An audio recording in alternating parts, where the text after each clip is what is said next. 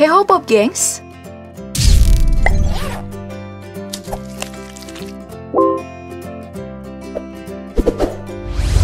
Dari ruangan siaran Daftar Populer, hai kaula muda, apa kabar minggu ini? Kembali lagi barengan bersama aku di Daftar Populer FM, menemani kamu melalui akhir pekan dengan santai.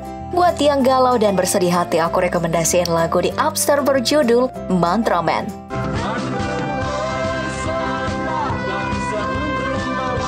Well, sembari musik mengalun dari pemutar musik kamu masing-masing, silakan simak rangkuman peristiwa minggu kedua bulan Februari 2021 berikut. Check this out. Baik, mari kita mulai melihat kabar-kabar yang hangat di ranah sosial politik. Semoga bukan lagi kabar skandal ya. Nah, yang pertama kabar dari Direktur Utama Trans 7, usai didepak dari kursi Menteri Pariwisata, Wisnu Tama Santer diberitakan menjadi Komisaris Tokopedia. Hal ini mencuat setelah pendiri Netmedia Tama ini mengunggah foto di Instagram yang berlokasi di Tokopedia dengan caption I am back. Seperti diketahui, beliau ini memang pernah memegang jabatan tersebut sebelumnya. Dan mulai tanggal 11 Februari lalu, beliau juga sah menjadi Komisaris Utama Telkomsel. Innalillahi wa inna ilaihi roji'un atas berpulangnya Ustadz Maher. Setelah sempat menuai kontroversi atas ucapannya yang berujung penahanan, Ustadz Maher yang bernama asli Sony Eranata dinyatakan meninggal karena masalah kesehatan. Namun, Kadif Humas Polri menyatakan untuk merahasiakan penyakit yang diderita. Karena jika penyakitnya dipublis, itu bisa mencoreng nama baik keluarga. Meninggal di dalam penjara, rencananya jenazah akan dimakamkan bersebelahan dengan makam Syekh Ali Jaber, yaitu di Darul Quran Cipondoh, Tangerang. Semoga amal ibadah beliau diterima di sisinya dan dimaafkan segala kehilafannya. Oke, lanjut. Presiden kita Bapak Jokowi kena juga tangan-tangan jahil warganet. Di TikTok viral uang kertas rupiah yang bergambar wajah beliau. Dalam video disebutkan adanya uang baru pecahan 100 rupiah yang digunakan untuk redenominasi atau penyederhanaan mata uang menjadi nominal yang lebih kecil tanpa mengubah nilainya. Nah, dari penelusuran cek fakta media-media besar nih, didapatkan bahwa itu adalah hoax. Pengunggah hanya ingin menaikkan traffic dan view-nya. Ia pun segera membuat video klarifikasi, namun pihak BI tetap menginstruksikan untuk menghapus video tersebut. Ya, beneran naik deh trafficnya.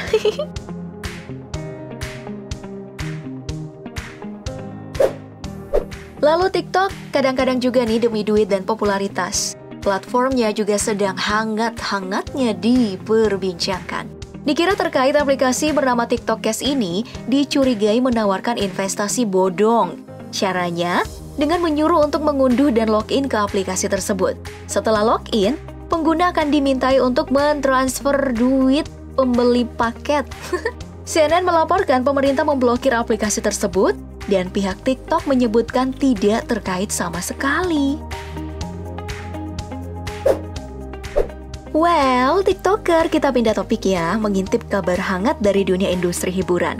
Semoga bukan lagi kabar perceraian deh. Bukan kok, bukan perceraian, tapi penangkapan. Berulang, Bang Ridho Roma kembali ditangkap karena penyalahgunaan obat-obatan. Nah, yang lucu nih adalah judul berita Kompas yang menyebutkan Bang Roma tidak percaya pakai banget. Saking gak percayanya mungkin ya. Tapi musisi yang menggunakan gitar tanpa kepala ini memaafkan anaknya. Berharap anaknya bisa sadar kembali dan menyerahkan kasus tersebut kepada pihak yang berwajib. Beliau pun menyatakan, angkat tangan.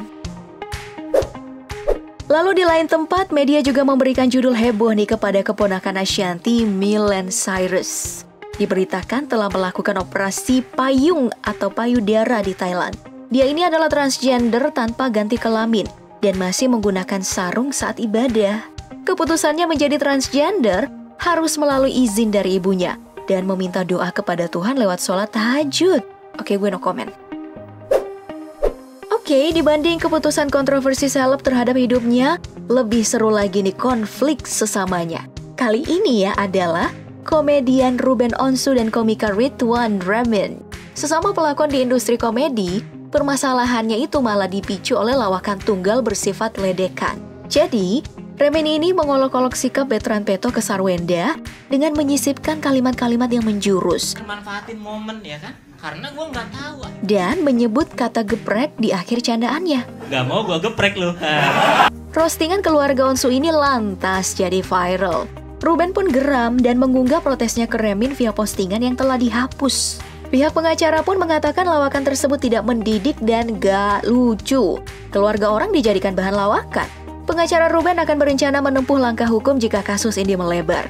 Ya, semoga ada jalan keluar untuk keduanya ya. Baik, selanjutnya meninggalkan Ruben, Remin, dan Ridho, kita lihat yang receh. Video-video yang viral di media sosial. Nah, yang pertama ini adalah video yang memperlihatkan truk ugal-ugalan dipepet truk TNI AL. Karena tidak menghindar, truk itu pun menepi. Dan terlihat, supir truk TNI turun menegur sopir truk hitam. Mereka sepertinya terlibat perdebatan ya di pinggir jalan. Dalam keterangan yang dijelaskan, bahwa truk hitam ini bisa membahayakan pengguna lain.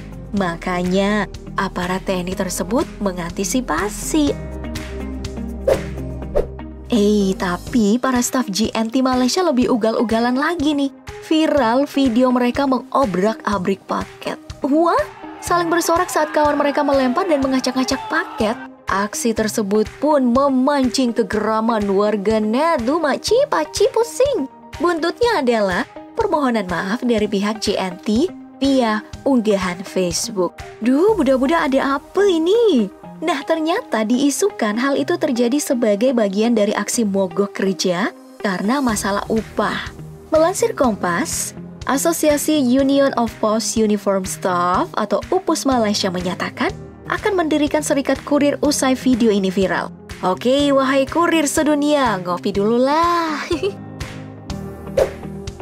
Nah, contoh warga rebahan Indonesia yang masih bisa rebahan di kala kerja terlihat dalam BTS atau behind the scene pembuatan video Bima Arya.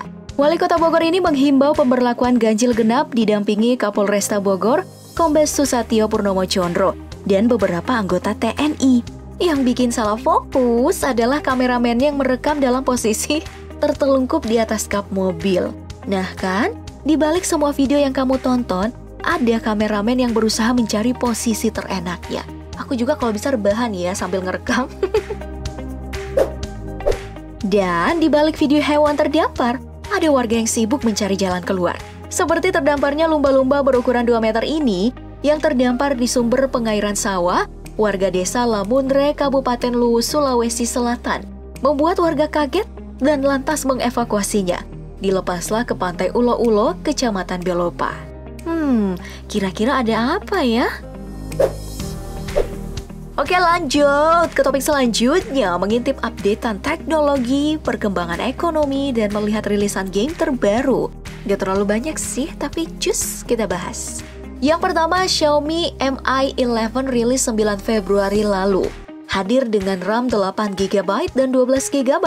Layar berukuran 6,81 inci dilengkapi dengan kamera belakang, wide angle sebesar 108MP, 12MP ultra wide mencapai 123 derajat, dan 5MP telemakro. Kemudian didukung Bluetooth 5,2, Wi-Fi 6, serta pemindai sidik jari di bagian layarnya. Selain itu ya Pop Gengs, dari suara, dia menggunakan speaker Harman Kardon. Ada pula IR Blaster serta port USB-C. Yang gak bisa mendapatkan iPhone 11, yang ini bisa jadi alternatif bagus kan? Gimana dengan versi Pro-nya ya? Sedangkan di bidang ekonomi, Bitcoin hangat diperbincangkan. Melansir Kompas, nilai tukar Bitcoin semakin tinggi. 1 Bitcoin ya setara dengan sekitar 647,1 juta rupiah. Mengutip bisnis.com, lonjakan ini terjadi setelah Tesla menginvestasikan 1,5 miliar US dollar untuk membeli Bitcoin. Oke, The Last mengutip duniagame.co.id, ini dia beberapa game yang rilis di bulan Februari. Yang pertama ada Speed Limit, lalu Century Age of Ashes, Ace 9 Monstrum Nox, kemudian Werewolf the Apocalypse, ada Little Nightmares 2, kemudian Fallen Legion Revenants, Persona 5 Strikes, Riders Republic, Wing of Darkness, dan yang terakhir ada Destruction All-Star.